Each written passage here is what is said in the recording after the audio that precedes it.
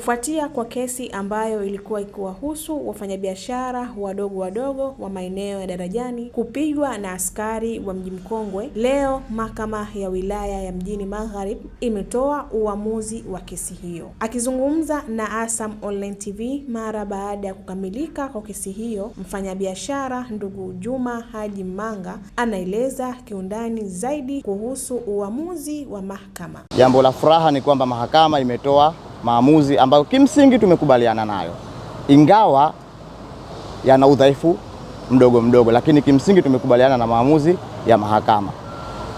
Kwa ufupi ni kwamba kesi namba 212 ambayo inamhusu Ronji, maamuzi ni kama ifuatavyo.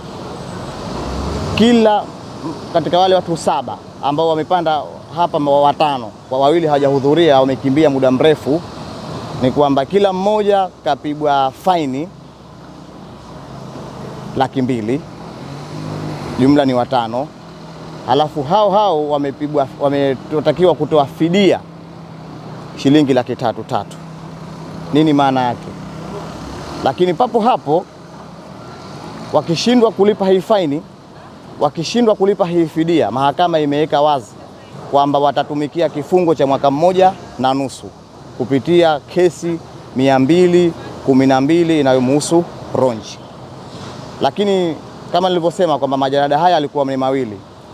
Jalada jingine ambalo limefanywa maamuzi ni la kwangu mimi, CC 213. Hasa baada ya kuonekana kwamba kuna kosa walishawahi kulifanya, hasa ya kwangu mimi hii ikaonekana kwamba ni kosa jingine, adhabu kidogo imebadilika. Wakatakiwa wamepigwa faini shilingi 2.5 kila mmoja wapo, na shilingi 300,000 kwa kila, na hii 300,000 kama fidia ya mlalamikaji kwa kila mmoja wapo. Lakini hakimu kaenda mbali zaidi, wakishindwa kulipa fidia hii kwa kesi hii CC 213 wataenda kutumikia kifungo cha miaka 3.